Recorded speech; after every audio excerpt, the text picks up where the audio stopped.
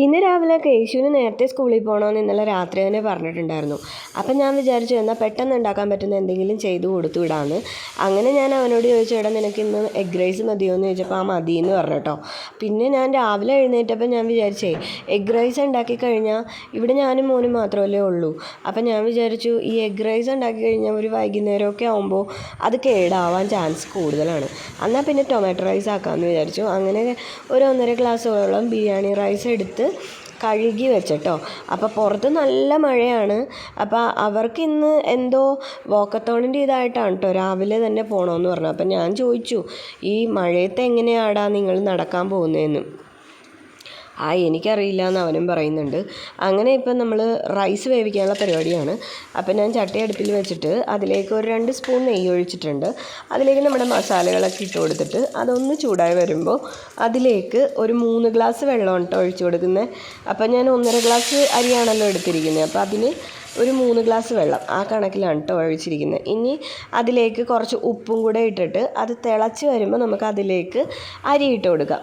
അപ്പോൾ റൈസ് പിന്നെ പെട്ടെന്ന് ആവുന്നതുകൊണ്ട് കുഴപ്പമൊന്നുമില്ല, 10 മിനിറ്റ് മതിയല്ലോ അത് വേകാനായിട്ട്.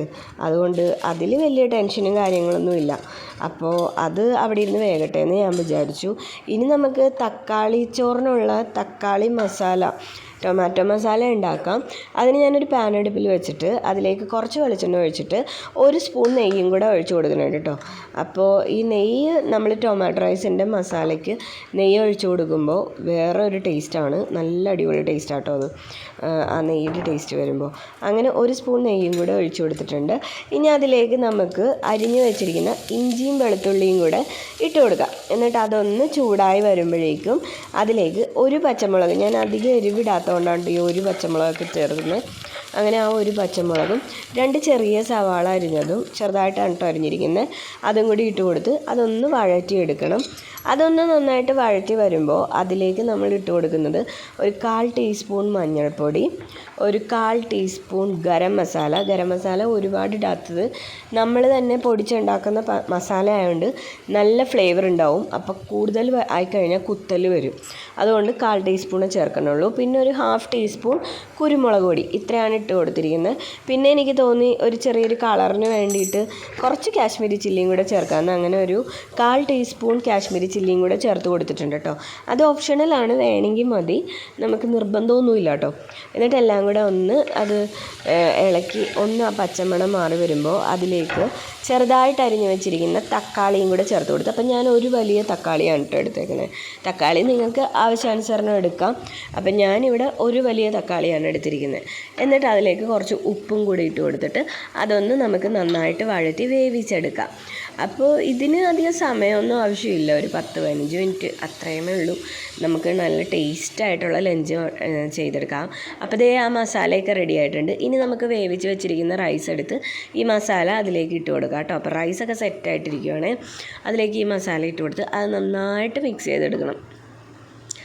നന്നായിട്ട് എല്ലാ റൈസിലേക്കും ഈ മസാല പറ്റുന്ന രീതിയിൽ നമുക്ക് മിക്സ് ചെയ്തെടുക്കണം. മസാല ഇത് പോരാന്നുണ്ടെങ്കിൽ ഈ അളവിൽ നമുക്ക് വേണമെങ്കിൽ കൂട്ടി എടുക്കാം. അതിപ്പോൾ ഒരു സവാളയോ ഒരു തക്കാളിയോ ഒക്കെ കൂടുതൽ എടുത്തു കഴിഞ്ഞാൽ നമ്മുടെ മസാല കൂടുതൽ കിട്ടും. ഞാനിപ്പോൾ ഇത്രയുമേ ചേർത്തിട്ടുള്ളൂ കേട്ടോ. അപ്പോൾ ഇതേ റൈസുമായിട്ടെല്ലാം മിക്സ് ആയിട്ടുണ്ട്. ഇനി ഇതിലേക്ക് നമ്മൾ ചേർത്ത് കൊടുക്കുന്നത് കുറച്ച് മല്ലിയിലയാണ് കേട്ടോ. മല്ലിയില ചെറുതായിട്ട് അരിഞ്ഞതും കൂടെ ചേർത്ത് കൊടുത്ത് അതൊന്ന് ഇളക്കി എടുത്തു കഴിഞ്ഞാൽ നമ്മുടെ ടൊമാറ്റോ റൈസ് റെഡിയാവും. അപ്പോൾ ടൊമാറ്റോ റൈസ് വലിയ പാടൊന്നുമില്ല കേട്ടോ, ഇത്രയേ ഉള്ളൂ. പിന്നെ ഇതിന് കറികളൊന്നും അങ്ങനെ വേണമെന്ന് നിർബന്ധമൊന്നും ഇല്ല. ഞാൻ പിന്നെ ചെറുതായിട്ടൊരു ഓംലെറ്റും കൂടെ ഉണ്ടാക്കും. ഈ ടൊമാറ്റോ റൈസിൻ്റെ കൂടെ നമുക്ക് ഈ മുട്ട ഓംലെറ്റ് ഒരു നല്ലൊരു കോംബോ ആണ് കേട്ടോ. എനിക്ക് ഭയങ്കര ഇഷ്ടമാണ് ആ ഒരു കോമ്പിനേഷൻ. അതുകൊണ്ട് ഞാൻ എപ്പോൾ ടൊമാറ്റോ റൈസ് ഉണ്ടാക്കിയാലും അതിൻ്റെ കൂടെ ഒരു ഓംലെറ്റ് ഉണ്ടാക്കും. പനീർ ഇരിക്കുന്നുണ്ടായിരുന്നു. അപ്പം ഞാൻ ആദ്യം വിചാരിച്ചത് പനീർ എടുത്തൊന്ന് ഗ്രില്ല് ചെയ്യണ പോലെ അല്ലെങ്കിൽ ഫ്രൈ ചെയ്ത പോലെ എടുക്കാമെന്നാണ്.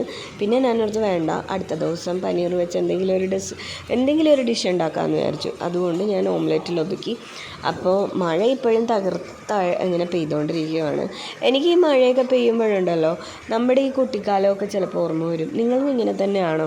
എനിക്ക് മഴ ഭയങ്കര ഇഷ്ടമാണ്. പക്ഷേ ചില കാര്യങ്ങളൊക്കെ ഓർക്കുമ്പോൾ മഴ സങ്കടം തന്നെയാണ്. കാരണം ഒരുപാട് ആളുകൾക്കിപ്പോൾ ഈ മഴ കൊണ്ട് ബുദ്ധിമുട്ടുകളുണ്ടല്ലോ. ഇപ്പോൾ വയനാട്ടിലുണ്ടായ പ്രശ്നങ്ങളും ഒക്കെ അതൊക്കെ കാണുമ്പോൾ മഴ ഒരു ബുദ്ധിമുട്ടായിട്ട് തന്നെ തോന്നും. പക്ഷേ എനിക്ക് പേഴ്സണലി മഴ എനിക്ക് ഭയങ്കര ഇഷ്ടമാണ്. അതിങ്ങനെ കണ്ടുകൊണ്ടിരിക്കാനും ആസ്വദിക്കാനും ഒക്കെ. അപ്പോൾ നമ്മുടെ ഓംലെറ്റും ഇവിടെ ഞാൻ പെട്ടെന്ന് റെഡിയാക്കി എടുത്തിട്ടോ. അപ്പോൾ ഇത്രയേ ഉള്ളൂ ഇന്നത്തെ ലഞ്ച്.